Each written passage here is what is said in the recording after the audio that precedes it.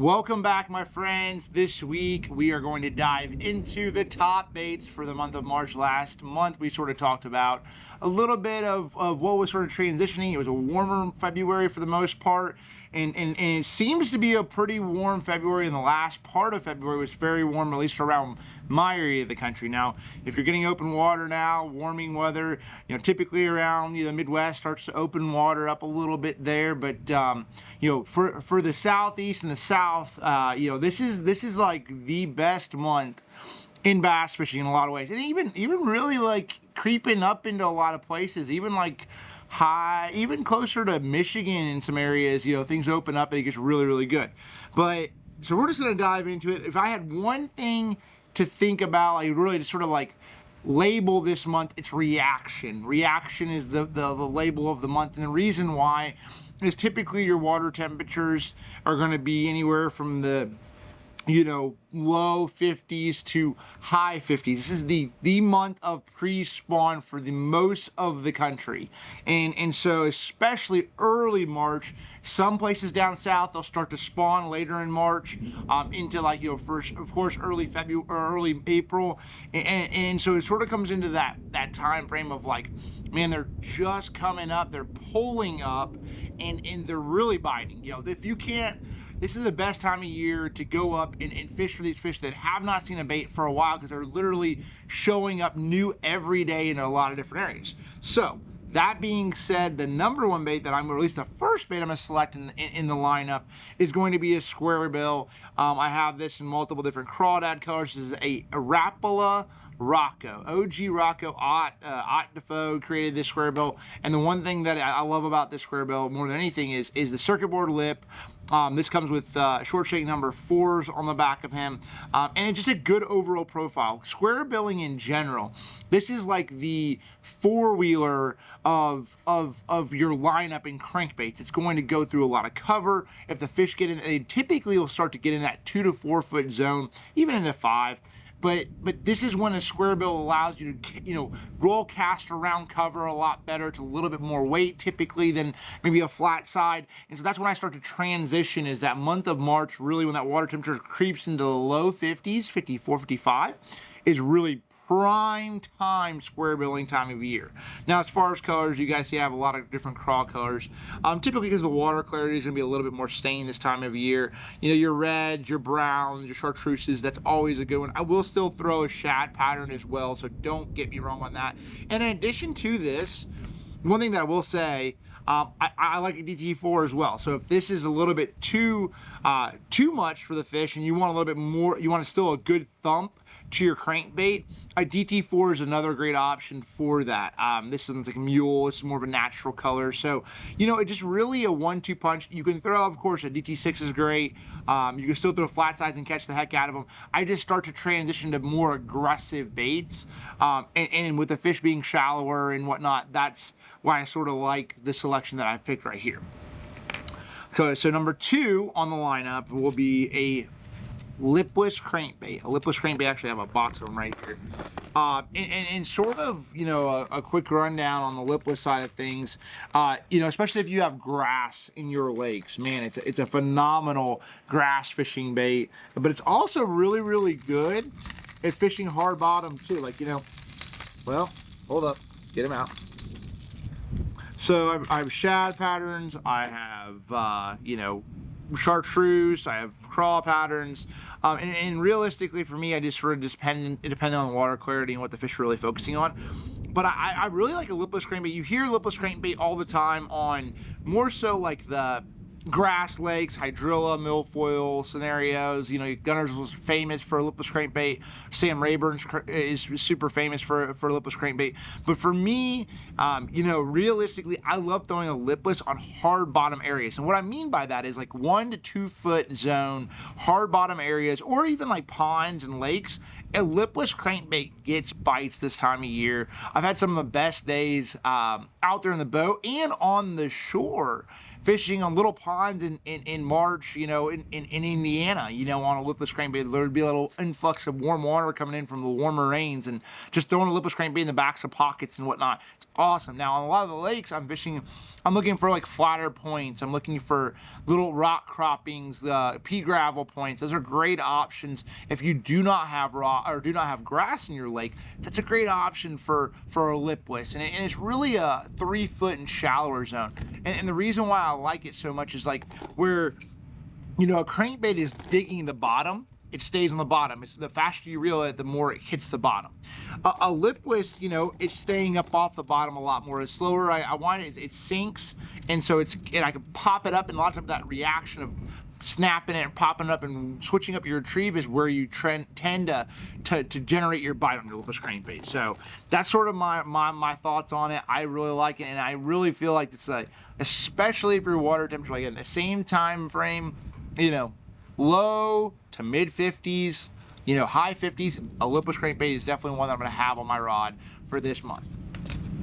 Okay, so we got a little of the crankbait stuff going on, and I just sort of am thinking about this, and I'm like, all right, you know, how am I, number 3 on my list is something that I don't talk about on the channel a ton, but it's something that's really, really popular and definitely deserves to be on this list for the month of March, and that is a chatterbait. Okay, chatterbait day in day out, catch a lot of fish. Obviously there's different variations of sizes and colors.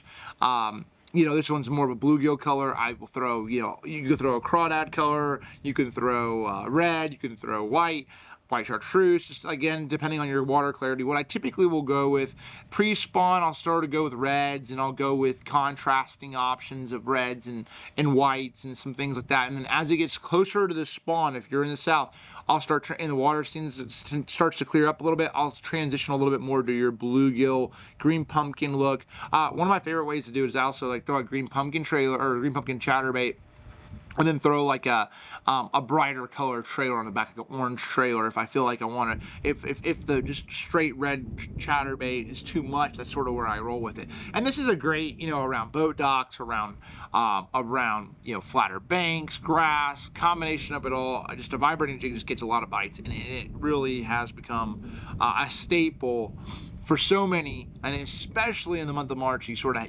always have to have him tied on. So I typically go leave home, I'll always have at least 2 tied on, whether that's normally I'll stick with something white, and then whether I'll stick with a black blue is another great color. So just really depending on what you're, normally white or green pumpkin, and I'll switch the trailers depending on what I need to sort of do. If I want to get cleaner water, I'll sort of, you know, put a cleaner, clearer trailer on my white chatterbait.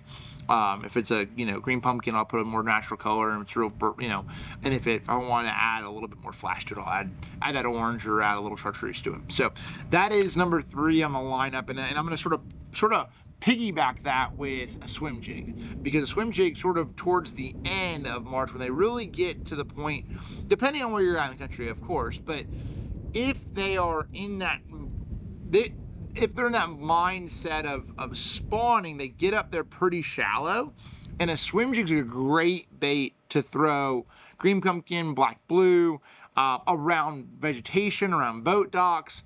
And the whole key with a swim jig is to keep, typically for me this time of year, is to keep it up high in the water column. 6 inches to a foot within the and that's super shallow water where other baits aren't, or maybe the chatterbait's a little bit too aggressive to generate a bite. Where a swim jig has, you're basically the kicking of your trailer, whatever trailer you select, and then just the overall profile of the bait, and then you have a lot of movement up from the skirt itself. So that's sort of why I select a swim jig. It's sort of that super shallow water scenarios. Really good when the first fish that spawn in your lakes are going to be the fish that spawn in the backs of the creeks or in the backwaters, okay? So that's typically where I'm going to look for the first fish that are trying to push up there and spawn, and then back out throughout, whether it's the main lake and, you sort of can, pockets connected to the creeks and whatnot. So swim jig's great. There's a lot of great ones out there. Typically 3/8 is the option that I sort of go with. Woo! It is windy today, blustering. Whoa, holy smokes. What the heck's happening over here? Dang. All right, so you guys, hey, listen. You're gonna have windy days, and this is great days to be throwing reaction baits. Warm weather, great days to be throwing reaction baits for sure. All right, Let me let this wind calm down for a second. Holy moly.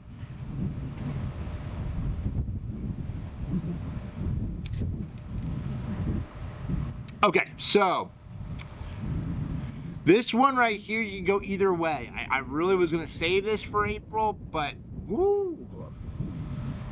All right, so this one right here can go either way. I was gonna save this for April, but it's a bait that I just love to throw. And if you wanna get your first topwater bite of the season, this time of year in March is the time to do it. Right here, I have my accent buzzbait that I designed it a while back. You know, I think 2016-ish time frame, and it's been a top seller for a great buzzbait. This is actually the finesse version. I typically will go with the larger blade this time of year because it has more lift and I can crawl it slower. That's a very important key with this time of year. I actually had a classic event that I fished in March on Hartwell, and I caught them on a buzzbait. Water was 52 degrees to 54, and I caught them on a buzzbait.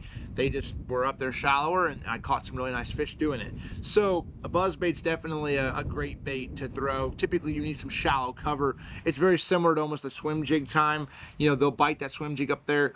They'll bite that buzzbait, same sort of deal. But if you want to have some fun and catch some big fish, some of the biggest fish in the lake will bite that buzzbait when your water temperature's in the mid 50s. When I get mid to upper 50s is the prime time when I'll start to pick the buzzbait up, and I just sort of have to always have it rigged up and ready to go in my boat this time of year, because if I'm looking for a kicker fish for a tournament, or I'm trying to get 1 or 2 big bites that day and they're starting to push up, a buzzbait's a good one to do that. Now, as far as colors, I have a black and blue one on right here. I do recommend putting some sort of trailer, some sort of crawl trailer, because I feel like it helps keel that buzzbait. Typically 2 kickers for me, day in and day out, is what I'll sort of select, and that sort of basically just has that resistance there and keeps that buzzbait where it's tracking true. And that's why, and I also really feel like when those fish are coming up behind a buzzbait and they go and blow up on a buzzbait, eat it, I feel like it gives them something to actually eat. And that's my personal opinion on it. That's what I feel like has worked really well, and that's why I always have a trailer of some kind on my buzzbaits. So we did a lot of reaction. We did a lot of different combination of hard baits and soft bait combinations, but at the end of the day, you still have to have something slow. And you guys know, day in and day out, I like a jig. I do. If I feel like the water temperature is in the low 50s to mid 50s, I'm going to select a jig, okay? I will tell you this.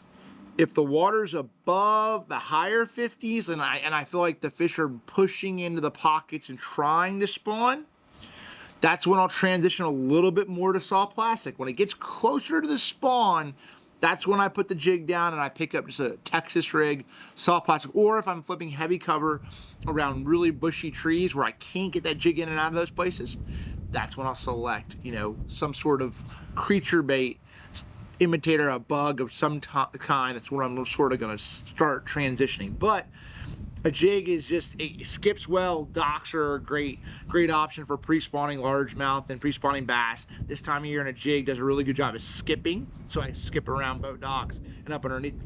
Dang, buzzbait, calm down, man. It's windy, I'm telling y'all. So that's sort of my option. I just feel like it gives me a lot of versatility. I can fish it on rocky banks. I can fish it on underneath boat docks. I can flip it around wood. I can fish offshore. A ½ ounce is typically what I go with, but that's sort of my end. It's always an all-around deal, and I can even swim in if I need to.